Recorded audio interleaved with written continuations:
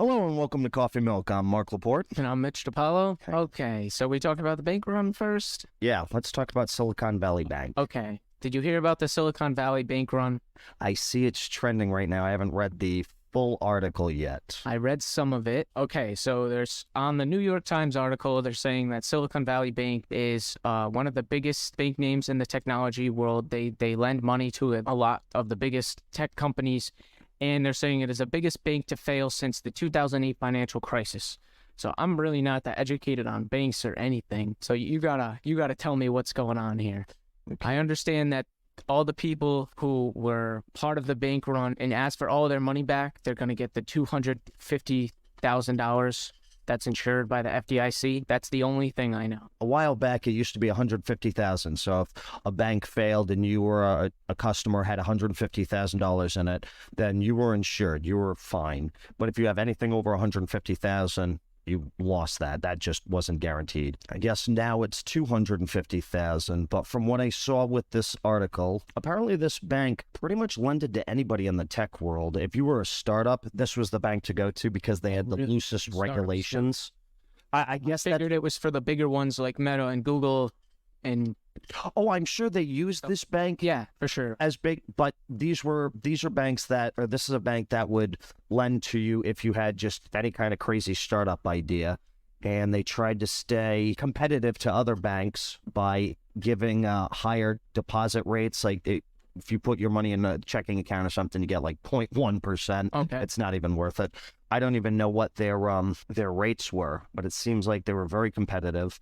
They loan all these companies, and then what banks usually do with all the deposits is they'll either lend it out to other banks in return for interest on that money, or they'll buy securities or bonds or anything like that. And they bought treasury bonds, it seems last year before the Fed started raising rates, or loaning it out to other companies who need either quick capital or they're starting up. But the problem with that is it kind of leaves you illiquid. So all it takes is for just one company or a couple of companies and some big high rollers to just say, okay, I need to take out a lot of money right now. And then if the bank can't do that, it kind of causes a cascading effect where other people start hearing that the bank may not be able to pay all its depositors. Then that turns into a bank run where everybody's panicked, everybody's trying to get their money out of the bank, and that's what happened with this. I think it only took 48 hours too, because they were trying to raise private capital, I believe, for just to cover the expenses. So now they couldn't pay. They had to kind of shut down everything. They halted trading on their stock. And now the FDIC has to get involved. So the FDIC had to step in because this bank was having a bank run, which means everybody that had accounts with them was starting to cash their money out. When you do that, the bank needs to have those assets on hand, so they had to sell stocks, and they sold them at a loss. I think they lost about $2 billion so far. Wow. Just from having to sell to appease all the debtors or the depositors. Gosh. So now they failed. They don't have enough. They don't have the money to clear all the checking accounts. So the FDIC stepped in.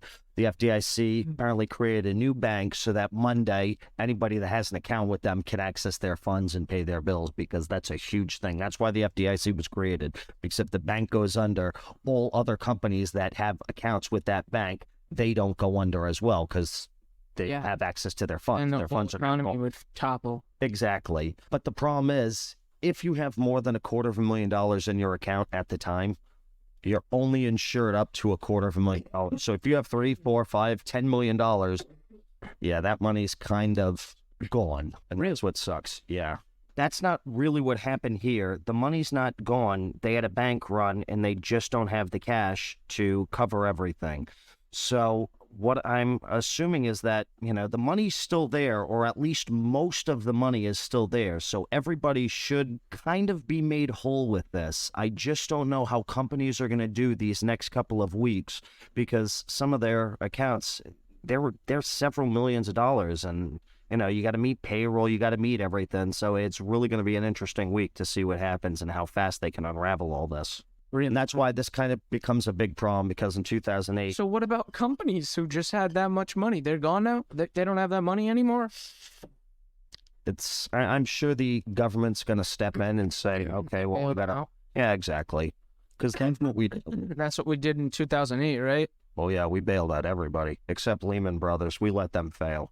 So what makes this, and does anything here like on par with 2008, or do you think that not much is gonna happen? It's just another event. I think this might be, because I've said since day one, I'm like, I don't understand what the markets are doing. Nothing's making sense right now. Okay. We have the largest credit card debt, the largest Yes. national debt. Yeah. At some point, somebody's got to It pay seems that like bill. things are artificially propped up right now. They are. And that's when it just becomes a bubble, and the bubble's going to pop. And it seems like every metric I am seeing right now makes 2007 look like nothing happened. So yeah, it's kind of scary to predict that, but No, I think this might be an unraveling effect, because this kind of happened. You saw a bank here or there in 2007 kind of have a liquidity crisis okay. just because they were loaning out mortgages to anybody. If you had a job at McDonald's and you wanted a $500,000 house, they would sign you a mortgage. They'd say, no problem. Oh, you want another house at $500,000? Yeah, here's more money. There were companies on every street corner that were just mortgage companies. They'd take people in, and then they'd give them a mortgage, no problem. And then they'd bundle up all those securities, and then they'd sell them to investors, saying, "Hey, this is perfect. These bonds or these securities are A++. They're perfect. Everybody's guaranteed to pay back." You could have been homeless and probably gotten a mortgage and around that time. Good. It was insane.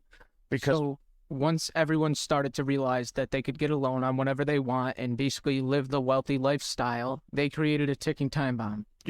because It all kind of caught on at the same time.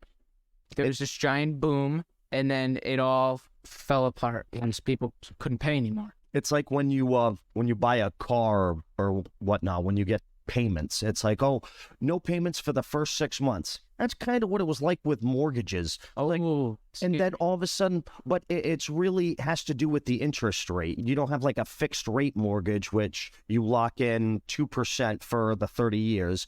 It was variable. So it was 2% this year, but next year was 3% and then 4%.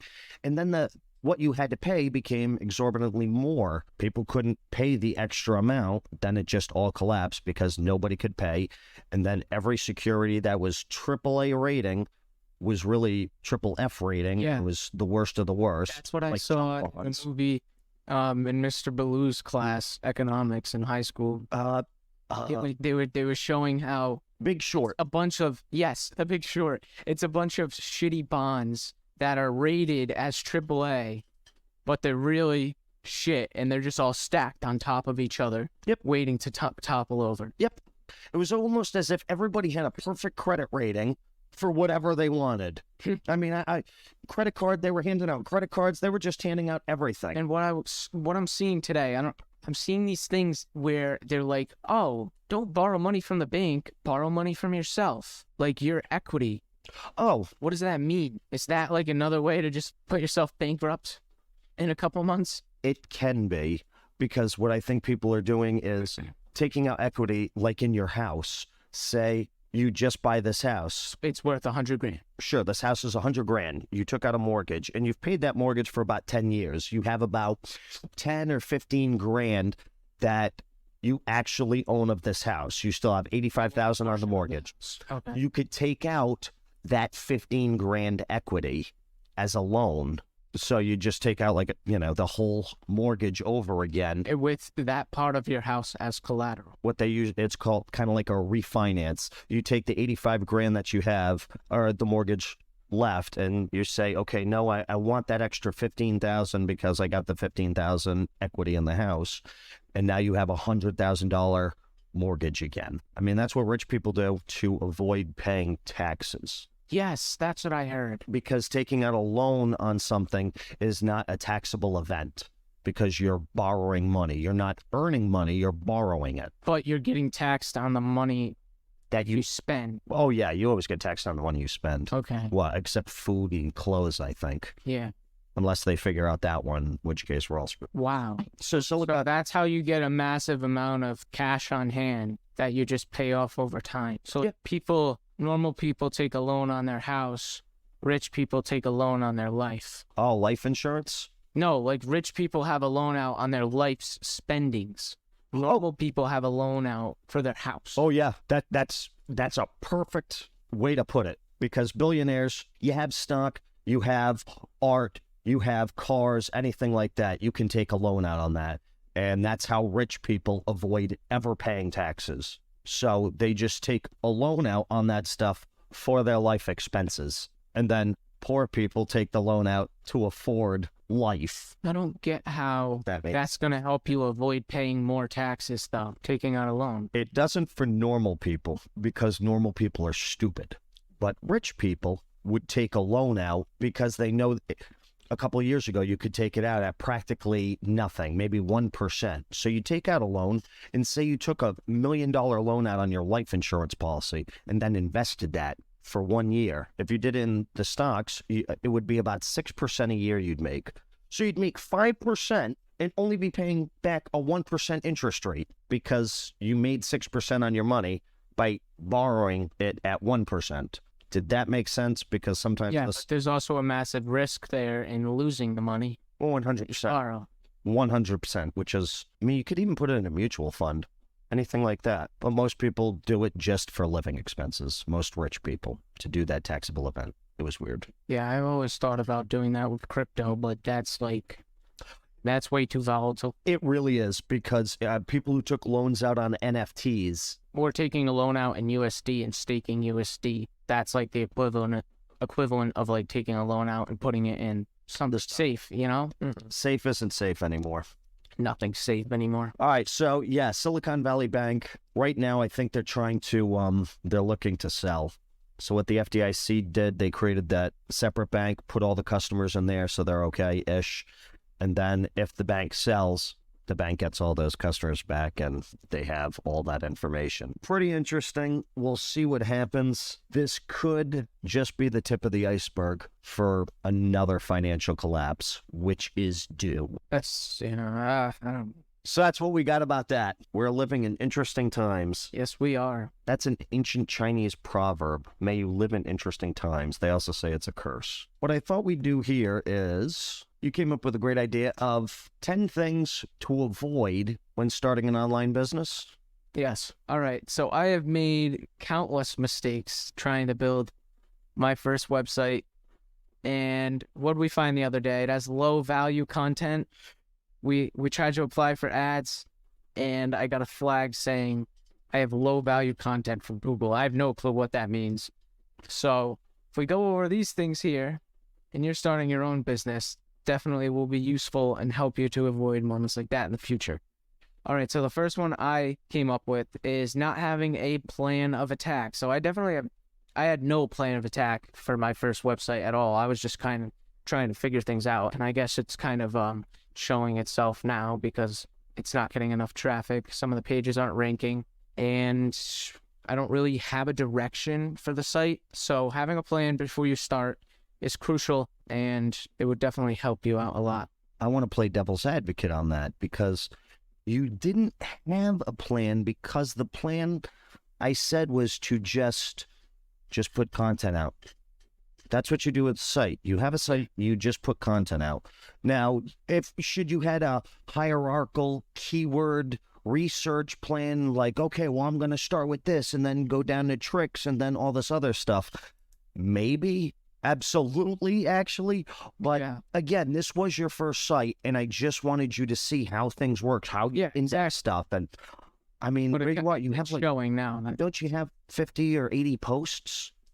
Yeah, I think I have like 80 posts. So, I mean, that's something, and I do see you're getting traction to your site every day. Every day, yeah. It's such a niche, super niche topic, so that could also be the problem. Yeah, there's definitely not a lot of traffic in that space at all. But I think, I'm still proud of what you created. I don't want that low value thing to be a hindrance. I Oh no, it's not going to be. I just have to run it all through ChatGPT and then get it to rewrite all the content. I think what you just need is you have 700, 800 word articles. I think they just want more words. They want more. Yeah, because without all the words, you can't have more ads. That's why they want more words so you can scroll. I don't know what their reason, because if you have just if somebody wants the answer to something, I don't want to have to, like if you're doing a cooking website, have you ever looked for a recipe? You have 12 pages of the person's story about the recipe, and it's just annoying. It's like, just give me the recipe. I don't want to read your life story. But maybe that's what gets things to rank, because if you just put the recipe, I'm sure there are pages ranking at 100 with the perfect recipe because it's too short. So that's what they might mean by low value, because I read the articles and they're great and they explain exactly what you're trying to point across. So all right, so yes, have a plan. Another one is focusing too much on the little stuff. I definitely fall subject to this one a lot. I would always focus on going in Search Console and then figuring out which pages are indexing and which aren't, and what are the issues, and I would dive like down a rabbit hole for each issue I found. And like you said earlier, it's just more about posting content, posting every day and consistently posting. Because Google's going to do what it wants. Yeah. Google's going to Google. It changes every day. Yeah, that's why I've even seen my site. I'll have index pages, and the next day they're de-indexed. Yeah, there's no rhyme or reason. They just do it. Exactly, and I'm over here like looking at it and then not working because I'm looking at it. So don't focus on all the small shit. Of course, get everything all set up right in the beginning. Try not to clog your site with too many plugins, or try and solve your issue by installing a bunch of plugins. That's going to slow down your site. Don't focus on the little stuff and focus on the things that move the needle, like posting new content and providing value. Okay. Undervaluing what you're selling. I really don't have any personal experience with this, but I've heard that setting the right price for your product or service is important for profitability, because like you said in I think one of our first episodes, you said that there was a lady in a grocery store and she had a spot on the shelf to sell her olive oil, and the guy who was selling olive oil next to her or whatever told her that she's pricing her products too low, and that's why people aren't buying them, because they think her oil is cheap or somehow worse of a quality because the price is significantly lower than everyone else's. And then she raised the prices, and the next day they went up. The sales went up, or next month. I saw a guy, I'll say he's a YouTube marketer, and he has different price points for different packages.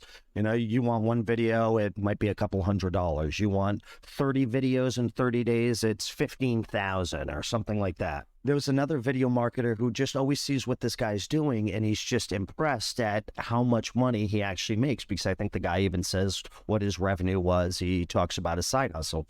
And he saw this guy had a $15,000 package for his YouTube marketing services. And he had asked about it. Why am I not making $15,000 a month? And the guy looked him dead in the eye and he said, you don't have a $15,000 package. That was it. It's because he only had, maybe $100, $300, $500. Offer the $15,000 because people will pay it. Yeah, and I heard something the other day. If you don't have a product out for your brand and you're not pushing a product, people will not come to buy your product or listen to your brand. Like they're just not going to. If you don't have something to offer, why are people, when you're on the side of creating something and building something, you're like, you don't always want to do that and try and like squeeze profit out of things. You kind of want to just naturally build an audience. But I don't know why. For some reason, there's got to be something with that. There's a psychological. I'd love to get on a psychologist and imagine if there's like a retail psychologist, somebody who just studies a person's spending patterns and why they buy certain things for the price points they do. I saw an app that is a food psychologist. There's this show.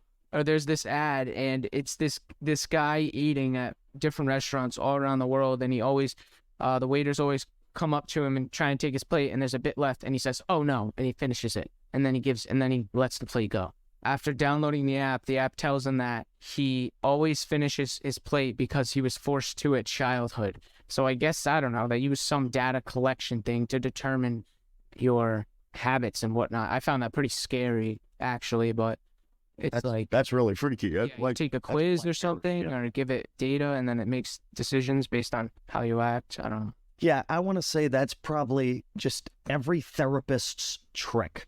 And there might be truth to it. I don't know. I'm not a therapist, obviously.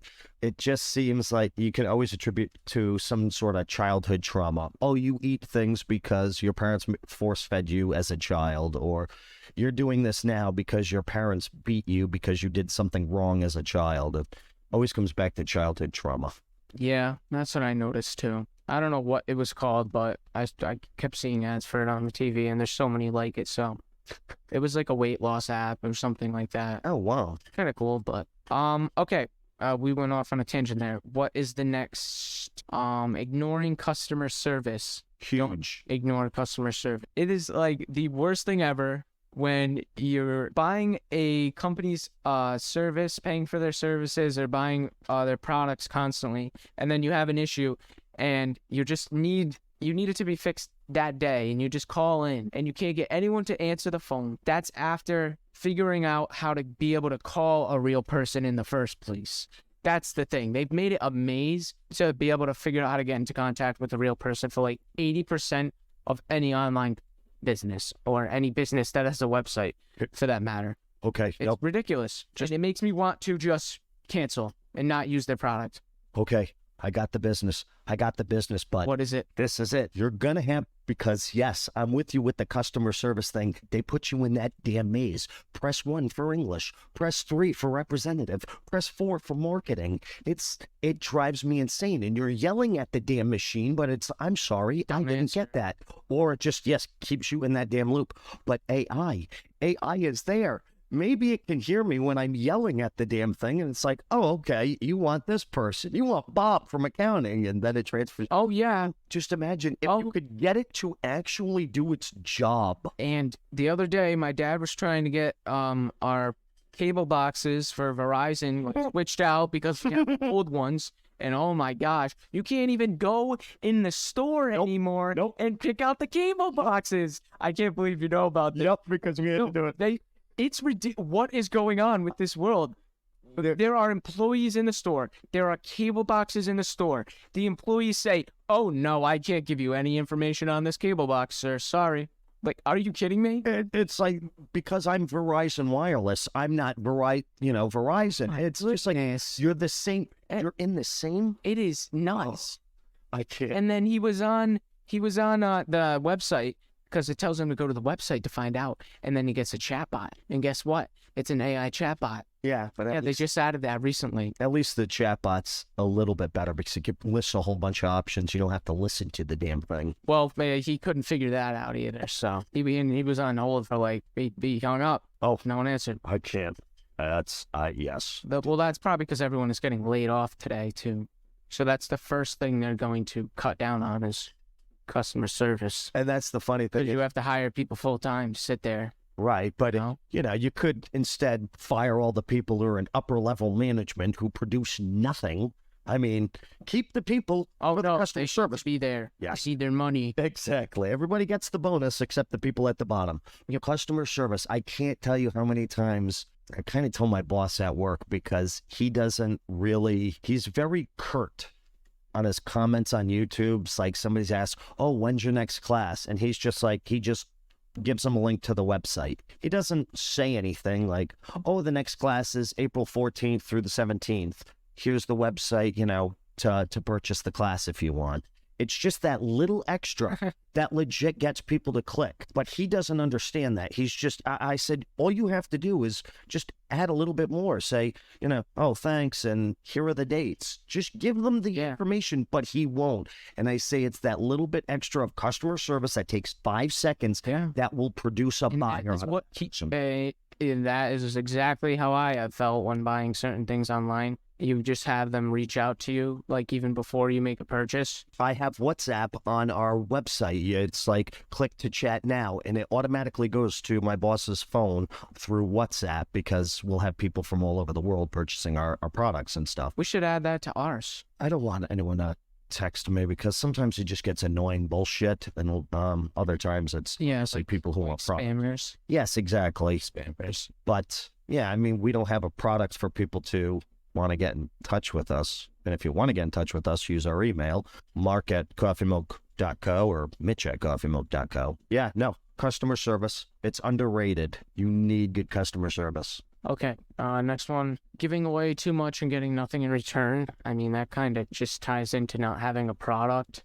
If you don't have something people can buy, you're not going to make money. So instead of just giving away your free insights on SEO and whatnot, make an email list and then ask for their email, and then you have a lead. Email lists are huge. It can take a company that's worth nothing to worth 10x of nothing, but an email list is huge. You got a 50,000 email list for, like, say you sell solar powered products or something.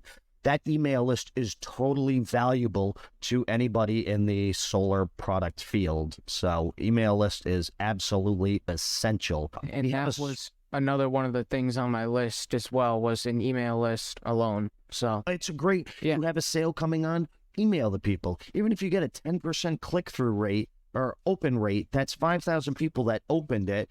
And maybe of that, you'll have 10% that click on it. So that's 500 people. 10 of those, 10% may buy the product. That's 50 people that bought your product.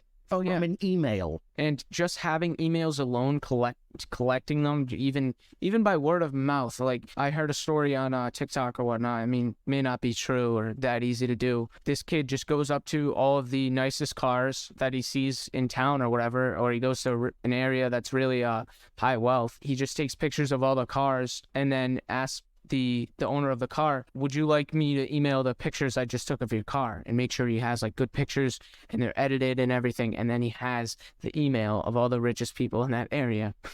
And you could probably apply that thinking across like many different niches or industries or something like that. My mind is absolutely blown by that concept. That is absolutely genius. So that's how you grow your audience online. Gotta get on that. Just offer anything. If you go on Twitter, you'll see people, 7-step blueprint for starting a YouTube channel. Click here, and then it takes you to Gumroad, and then they're like, fill out this form, and then they send you the free ebook, or you go to their website and they send you the free. Yeah, we gotta get those bopping. I mean, that shouldn't be that hard to do. You can have ChatGPT practically write one for you. Okay. All right. Another one on the list. This is kind of controversial. I'd say for us, it's not really a big thing we're looking at, but I did mention it this week. I thought it was pretty cool. So skimping on early hires. So hiring someone or outsourcing like a little bit of your work in the beginning can give you more time to focus on your audience and finding the right content for them, rather than having like to do the work of writing it all, and then it doesn't click with your audience or where you posted it to. Then you're just going to be in the hole with all that work. You can hire very inexpensive VAs from the Philippines. I want to say it's about $7 an hour, $5 to $7 an hour, and they do some pretty excellent work. I just don't know if you have the capital, then sure. If you're doing a YouTube channel, yeah, if you have other people editing videos and creating scripts and the voiceovers, all that stuff, Yeah. absolutely. But I like doing the little stuff in the beginning. Yeah. I mean, we talked about Maybe this. it's better to buy a tool or a service to help you do all of the little stuff in bulk. Today, there's a ton of those, like. I think when you get to the point where you're using tools to do a whole bunch of automation of your tasks, that's when you hire the VA. It's when you have yourself established, you're like, okay, now this is what I do, and this is how I want it done. You just create this thing, and that's when you hire the VA. You'd be like, look, here are all the tools I have for you. This is how I want you to do it and what I want you to do. And then you can avoid doing that. And then you can, push social media, or maybe do an email list, have the VA write an email newsletter for you, things like that. But I still find maybe the first 3 to 6 months, and people may disagree with me, that's just really good. I think it's essential for you to focus on every little detail. Okay, underestimating the obsession and drive it takes to succeed. Yeah, posting every day takes a lot of commitment and focus, because I do not have the focus. I will go to make a post, and then I'll end up doing something else or reading about something else. I just don't understand why you can't make yourself for 5 minutes do a task. No, I can, but that's that. I don't know. And then in that task, I'll find more things to like. I'll make an article and I'll be like, no, it's not good enough. I need to do this. And then I set such a large goal. It's just like, then I get all like messed up, and I'm like, okay. I kind of like, I don't know. No, you definitely. It's like build up such a big mountain that you can't climb up it. And I'm all about big mountains. I only want to just. In the process of transitioning from thinking to acting. I think I have the ability to act. I don't think. That's half of my problem. Yeah, But I'm because trying to get more information from acting. yeah, but yeah, you do. You learn a lot of things. You don't know what you don't know until you try. And that's the only way I learn. You can explain things to me till I'm blue in the face, but unless I do it, I won't get it. Certain things I can't be explained. That's why when people were talking about SEO, I'm like, I just don't understand it. It makes complete sense, but I just don't understand why it seems like such a difficult task. And then I did it, and I'm like, okay, well, now I see. It's not really a difficult task. It's more tedious. Mundane task. Yes. And I guess that's what you'd probably hire a virtual assistant. AI. But I don't know how good. those virtual assistants are. Like AI virtual assistant. One specialized for writing or copyright, I don't know. writing emails. I don't know. I want one that's more versatile. I want kind of a general everything. culture. Yeah, Yeah. exactly. Like ChatGPT. Yeah. Why can't wait till GPT-4 comes out? Is that this week or I think it's next week. hang on, I gotta find that. They're saying it's going to be a multi-model, Next multi-modela. They say it's going to include video and images or something like that. That could be a stretch, but oh man, imagine it just does everything. They're just like, oh, yep, we got it all. Like, I wouldn't be surprised. I mean, it's definitely a possibility. Definitely a possibility. That's why I say it's just any week now, anything could happen just because the progression. We're already getting information at light speed. What's next? I mean, What if we go 50-50 with an AI voice podcast generated or like with articles that we write and then it kind of speaks it out for us? And we do like 50-50, like we'll do one of those and then we'll do a regular one. And we can kind of post double the episodes. so the AI is the actual personality. It's not like taking stuff from other people. And No, we'll make the articles. It'll be our writing, maybe. Yeah, we'll probably write it with ChatGPT, but No, I didn't know if you meant like we were gonna interview Joe Rogan and we'd ask a question, then have AI take out Joe Rogan's clip for something that would fit that and put that in, like, or just famous people that already have podcasts. yeah. Like, I didn't know if that's what you meant or if the AI was going to be the thing. No, we'll just like make an episode like, transcript and then have AI talk it, post it. But I don't know if people will like that. I really wanted to try that just in case there's one day that we couldn't do something. Maybe we could do a shorter one. Oh, like a 15, 20-minute thing. Yeah. Think people would like that? The Blogging Millionaire podcast is nuts, dude. It's too short. But I hate. it has so many views. Oh, yeah. That's why. Oh, yeah. See, I think that guy. Because it's short. Yeah, but that guy's also been around for a long time. Yes. He's got a hell of a community. He's got a hell of a newsletter. But do you see how that all comes together? Yeah, in the newsletter, I'm starting to read them more often. Or I'll like get the heading on my notification, and I'll click it like the brink or whatnot. They're nice. Yeah. I like reading them. They definitely keep you up to date. I like Gotta get one going.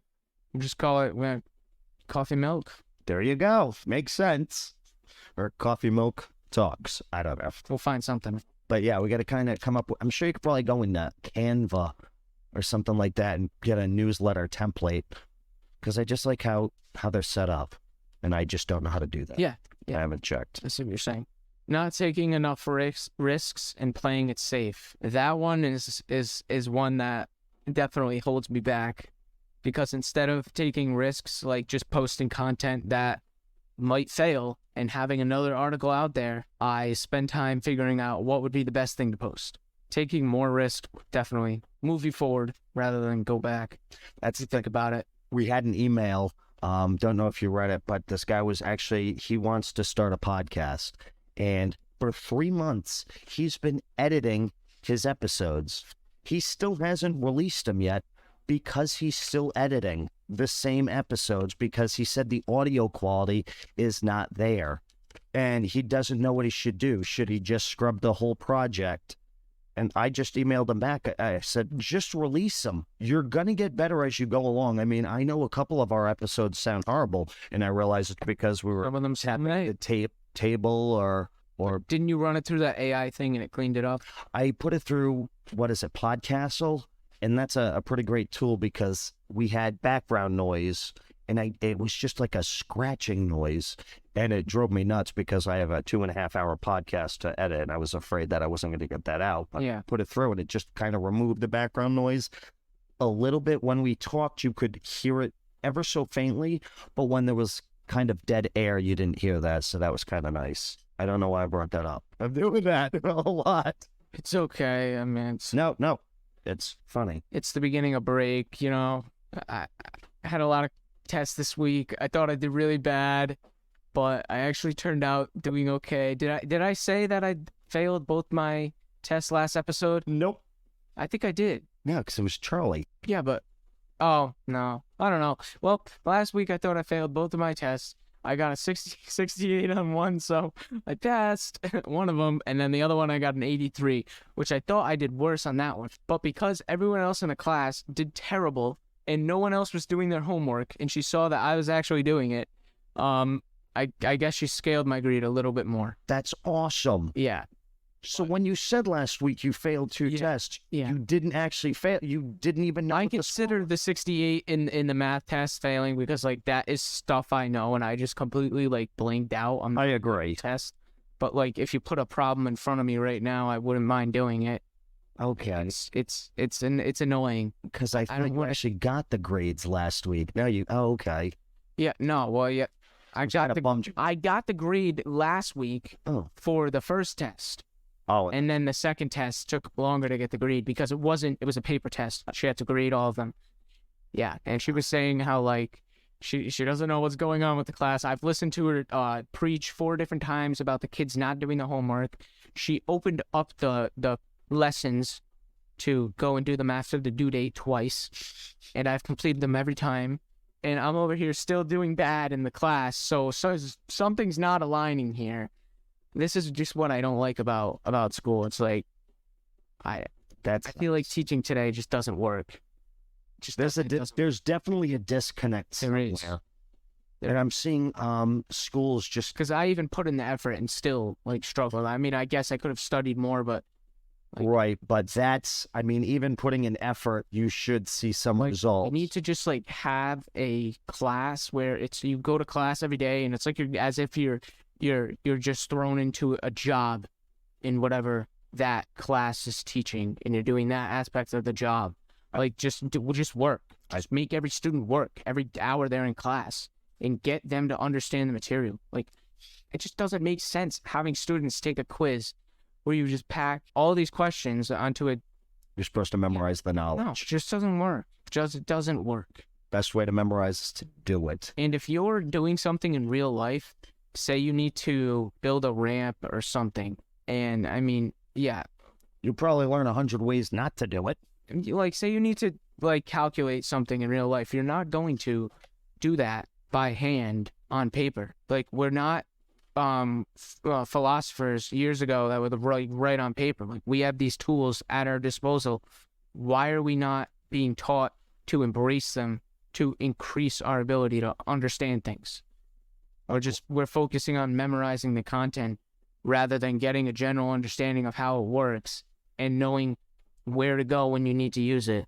It's ridiculous. That's why I think the teachers or the schools should allow these AI tools, show kids how to use them.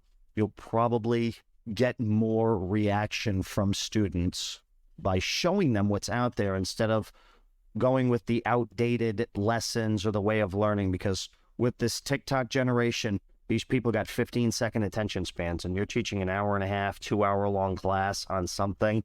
You have to get them engaged. You have to, but I agree. I think you should throw them into the fire. Be like, okay, well, this semester, you guys have a job.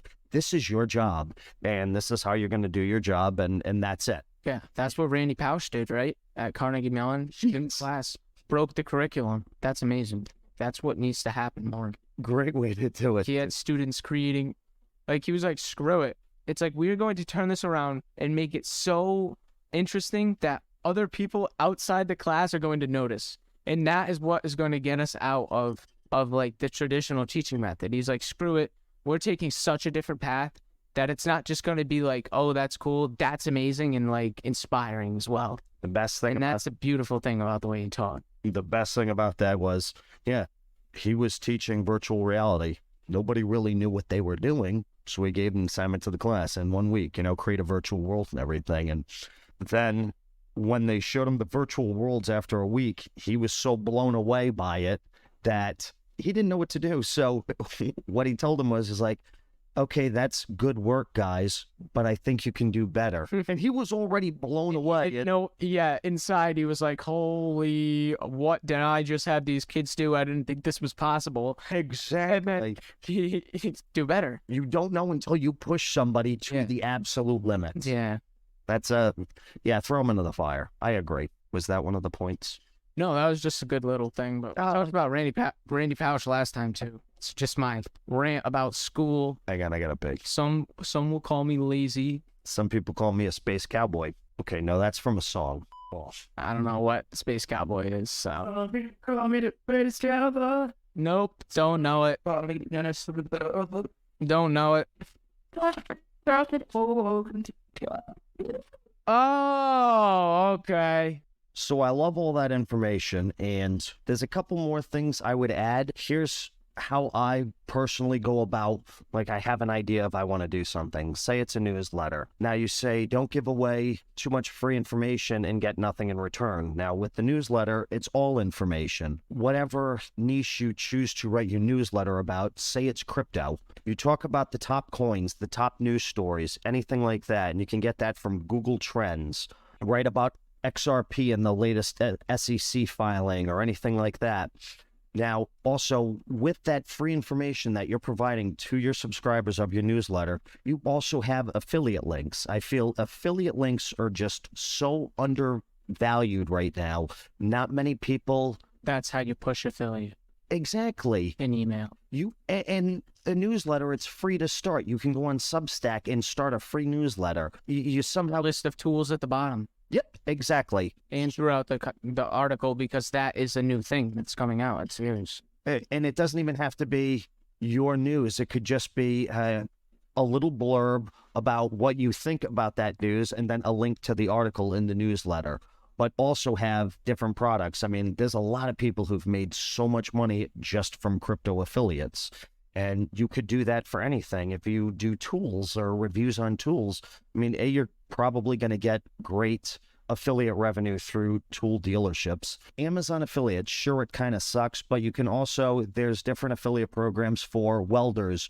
If you do Everlast Welders, they'll give you 10%, and 10% on their $1,500, that's $150 per sale. And all you need is 10 of them a week, and you make $1,500 a week. And it does sound impossible, but we've done it through just our Amazon affiliate program. I want to say we get maybe 3%, which kind of sucks. Yeah, they say Amazon affiliate is worse than going to a direct supplier of what you're buying. Absolutely, but for a way to just start out, because I feel like if you're going to go to a supplier, you need to show them that you have a community, and that's why suppliers reach out to different YouTube channels when they reach a certain status. It's like, hey, would you review our video? We'll give you a free product and we'll pay you.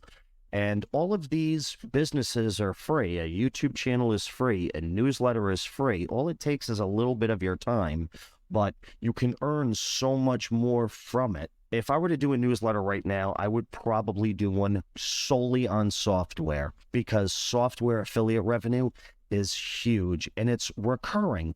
If you got the Adobe Creative Cloud like I have, goodness. I don't know if they have an affiliate, but I have an affiliate link on my website, and someone goes to that link, clicks on it, and then buys said product, subscribes to their service for $15 a month. Yeah. I will make a % every time they pay, not just a one-time thing. Correct. Oh, wow. Exactly. That's why awesome. Monthly, yes. So you become part of their company. And so pretty much. You just become their best salesperson, and you get a reward for being the best salesperson. And you don't even have to really work for them. How nice. You just got to believe in the product and push it. You don't even actually have to believe in it. You just push a product. And the one with the highest cost, you make the most money. I see your wheels turn. It's like, you didn't realize that, huh? A review. Well, I did. But can we do a review on Content Gorilla? Let's put this in. We should reach out to him and be like, hey, we're trying to build an audience. You don't even need to, because the affiliate link's right there. You just talk about you just talk about Content Gorilla. Any AI tool, you talk about the AI tool. Link below in the description. Click the link. So yeah, monthly subscription. It's a beautiful thing, and it's a great way to earn a lot of money. Yeah, I would love to sell a course one day. We got to. Oh, I wasn't thinking of the course. I was thinking course. Just being an affiliate marketer to somebody with software that has the monthly subscription. A course is usually a one-time thing. You get a good amount on it, maybe 30%. So Yeah. there's $1,000 course. Why would people care? Okay, Like explain. an audience, like as far as my first million goes, like what if they were just constantly writing blogs and sending them to the audience about specific tools? They did. They were the newsletters, and then they sold them. Okay. So, yeah, that's exactly what they did. I see you thinking. We gotta focus on the newsletter. Yeah, it's funny that I'm bringing up the newsletter, because you had told me 2 weeks ago we need a newsletter, and we have a newsletter sign-up form on our website already. We just actually need to create the newsletter. Has anyone signed up yet? Yeah, we've had a couple of people. Oh, really? Like Yeah. 10? Not 10. Stop tapping. 5? Oh, I'm checking right now. All right, nice. So yes, with our newsletter that we will have, just find different, we talk about AI tools left, right, and center. You would have to find something with an affiliate link. Sign up for the affiliate and put a Check out, yeah. newsletter. One of the things I have to add to that list is customer feedback. You got to listen to it, and a newsletter would pretty much tell you everything without even getting their feedback. You'd see if you sent out a newsletter and just the headline was wrong, and you saw that, maybe 10% of the people actually opened that newsletter. Well, you realize something was wrong with your headline, or there was something in it that didn't appeal to people to actually click. So it's important, because if you keep doing that same thing over and over again, it's the very definition of insanity. So just kind of use different analytics and different metrics to gauge the interest of your audience. Yeah, that's kind of how Google does their ranking over the long term. Like if you have a lot of visitors searching up a specific term in Google, and then they scroll down, they see your URL for your blog, and they click on it, and then they immediately bounce back, you're going to get deranked. But if they bounce back from your link, go to a different website, find that website's even worse, and then go back to yours, then you get pushed up. It's pretty cool how they do it. That's probably how it used to work, but I feel in this last year with every update, They're every changing month, everything. So it just not work like that. it doesn't make sense. I heard that from, I think, Authority Hacker. Oh, so yes, with Breath of Newport, you see that 3D printed tag I got? Yeah. I'm going to attach that to the jar with ribbon. It says, it's just my buddy Brian, who owns the Hobby by Brian, printed up this thing. It's a nice little plaque. It says Breath of Newport, and then it's got the coordinates of the 3 different mansions for whichever jar of air somebody buys. I thought it was kind of cool, just a nice little detail. I wanted to do stickers, but I figured that would work too, and I can have my buddy just print them up at work. Oh, yeah. It's going to look great. With that, I'm just going to do an Etsy thing today, but the website's live. We are open for business. Kind of excited for that. Etsy? No, on the website. For Shop Newport? Yeah. Wait, I can buy it? Yeah. You did it? Yeah. Oh, you did it the other night? Yeah, I did it last night. Oh. I just didn't do Etsy, and I want to do Etsy, but that you. So I asked you earlier, and you said no, I'm going to work on it. Oh. You finished Breath of Newport? Yeah, I was thinking Etsy. I'm sorry. Oh, okay. Half the time you ask me things, and I'm just. Nuts. Now you're moving on to Etsy. Yeah. I want Etsy because I think Etsy, if you have a product, Etsy's not great. It's not great by any stretch of the imagination. But if you don't have traffic, it's a great. The traffic's already there. It's a big marketplace. Okay. I think it's just a good idea. Plus, I also saw the other things of air, and I didn't see one for Newport, Rhode Island. Too. Oh, an article or jars of air? Jars of air. Sorry. In general, other Right. people. Right. Oh. Yeah, I saw this one, and she actually had cans of it, and I thought, I like the cans. yeah, You kind of peel it back, and it was kind of nice. yeah, But I prefer jars. Oh, no, I don't want to approve. jar, and then you can reuse the jar. Darn Skippy. or mail it back. I don't know. Maybe we should do something like that. It's like a recycling You program. got that going. I'm ready to push some ads. Oh, We're not doing ads because ads are not the thing. You know how you were talking about I'm how gonna get my video on TikTok. one thing doesn't work across everything. Ads will not work for a jar of air. Yeah, no one's gonna get it.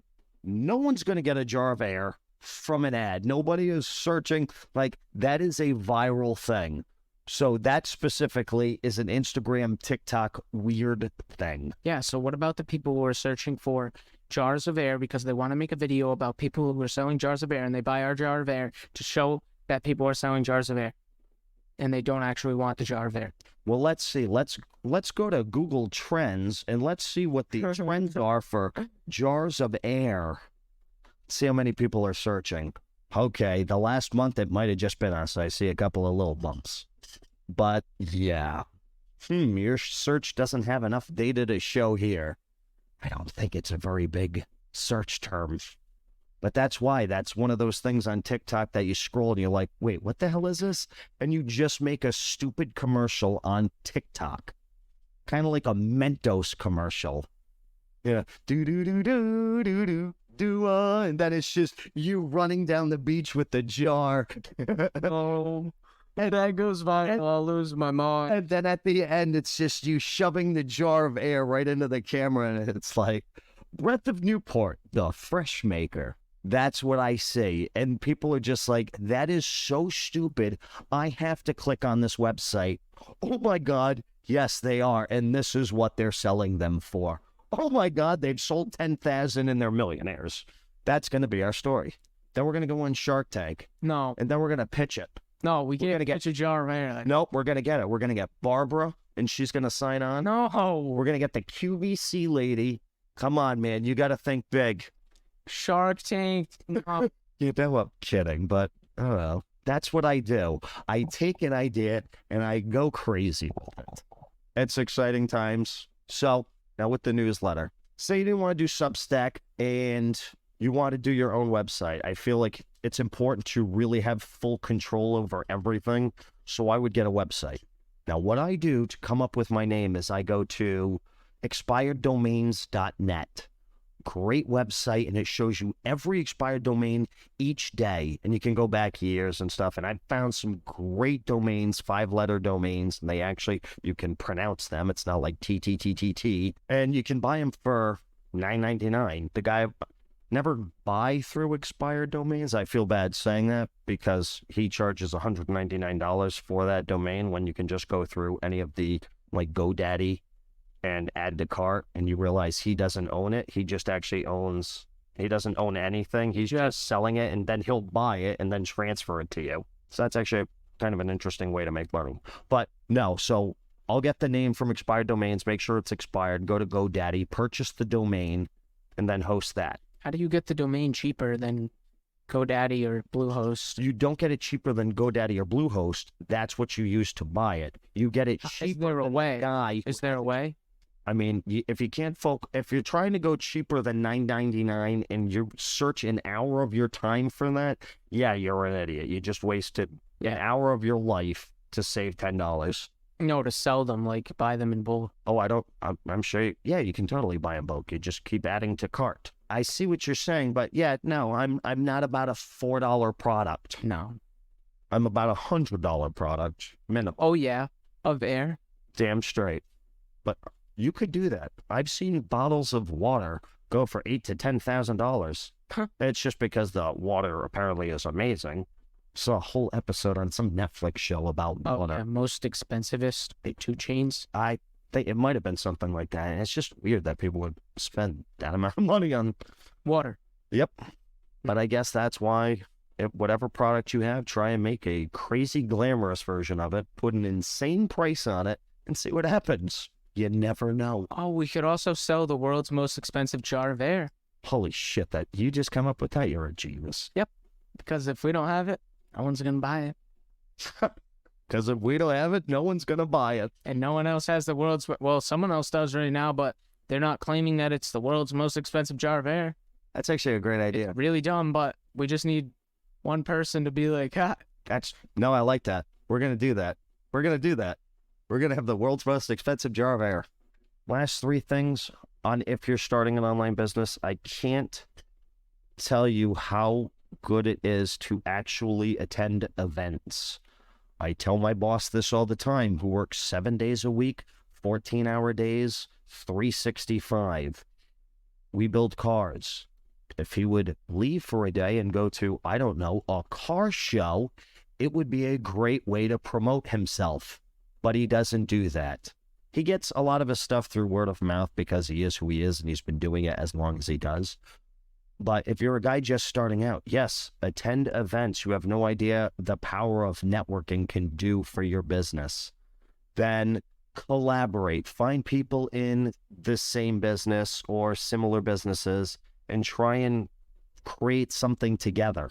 If Ray were doing building cars, I would get an engine guy, and then I would also get a painter and, I don't know, do a video of them and then promote their stuff as well.